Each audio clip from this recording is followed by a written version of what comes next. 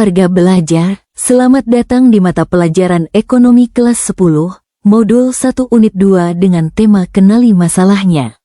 Dalam memenuhi kebutuhannya, manusia selalu dihadapkan pada berbagai masalah. Hal ini terjadi karena jumlah dan macam kebutuhan manusia sifatnya tidak terbatas, sementara alat pemuasnya sangat terbatas. Berdasarkan teorinya, masalah pokok ekonomi yang dihadapi manusia dibedakan menjadi dua macam, yaitu masalah ekonomi klasik dan masalah ekonomi modern.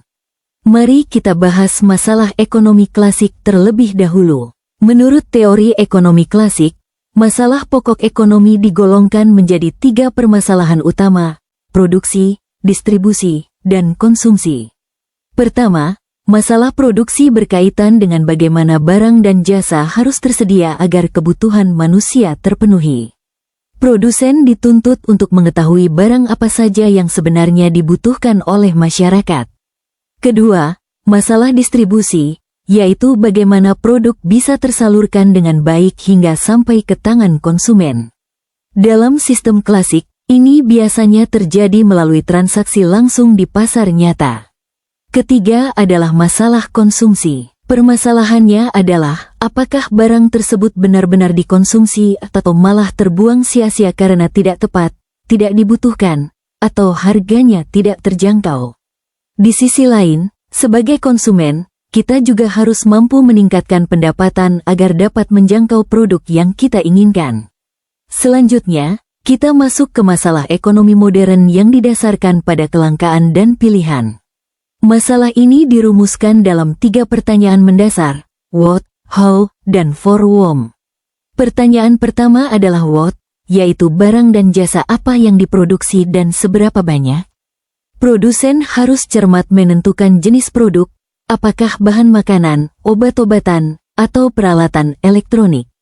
Kesalahan perhitungan dalam jumlah produksi bisa menyebabkan kerugian besar atau barang menumpuk sia-sia.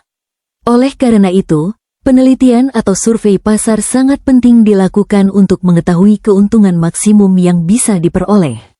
Pertanyaan kedua adalah how, yaitu bagaimana cara memproduksi barang tersebut. Ini berkaitan dengan teknik produksi yang paling efisien. Produsen harus memilih kombinasi sumber daya alam, manusia, dan modal agar diperoleh hasil optimal dengan biaya minimum. Salah satu pertimbangan penting adalah memilih antara intensifikasi modal yang menggunakan banyak mesin, atau intensifikasi tenaga kerja atau padat karya yang memberikan kesempatan kerja bagi banyak orang. Kestabilan harga dan pengaruh ekonomi dunia juga menjadi faktor penting dalam tahap ini. Pertanyaan ketiga adalah for whom, atau untuk siapa barang tersebut diproduksi. Masalah ini menyangkut siapa pengguna produk dan siapa saja yang akan menikmati hasilnya. Keuntungan dari produksi barang bukan hanya untuk konsumen, tetapi juga untuk karyawan yang menerima upah, pemilik bahan baku, pemilik modal, dan produsen itu sendiri. Masalah ini sangat berkaitan dengan siapa saja yang mendapat untung dan bagaimana cara distribusi yang tepat agar angkatan kerja mendapat tempat mencari nafkah. Setelah ada penentuan yang jelas tentang apa, bagaimana, dan untuk siapa barang diproduksi, langkah selanjutnya adalah melaksanakan proses produksi sesuai rencana tersebut.